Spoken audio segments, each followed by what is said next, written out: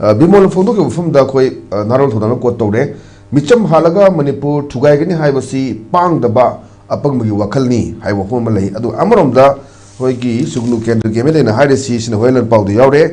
kuki kulai paiba singna haning matam da mi hat pa musung tawning mata tawda lengang thingba ngamdre basi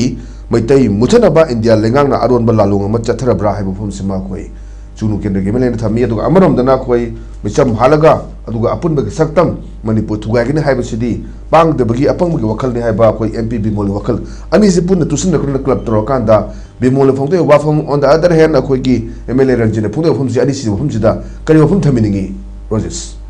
ani ma magi any statement amani na lobu yai aduga kasai sam haibada han bagi MLA koi gi Sri Ranjit na haiba wa phom se masi India smaina India leingakna Meitei muthatna bagi achawul lalong ma layabra haibasi yamni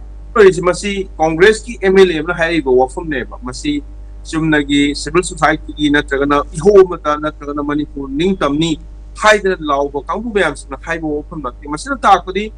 legislative assembly the elections the yaw the electoral politics yaw the party policy with hazard review sing maltas sing in Delhi na India leingakna government of Indiana Sathari ba lalong se masi mesing uba hore aduga miyam doiba magna miyam na khalaiba point do madu sense ma tora kan de se leader mo haibo ni manam de kai sumaina sagi tilal ko apply five sin na ecoproduction pairaga mahakpu nomina kapaga thadoriba message aduga megi tang ahumda aikoi ko ki apply five uniform set ba kabu mayam na tobung da laga aikogi mirakta sangchela kana nomoina kapaga miyam da thugai da yawhiba adugi images tu ani sigi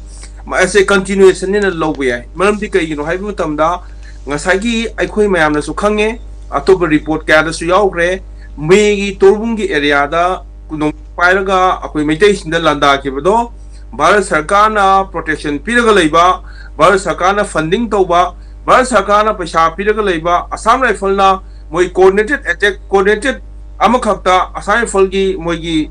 protection da labor suspension operation da kuki lalo na chathaba attack ni haibase keno yawi haibase moigi deputy commander yawi haibasi hana already media da flash tawre masak po khangre adubu Bharat Sarkar na makhoi sing adu action lawgi mahutta makhoi sing adu amukhan na negotiate tawda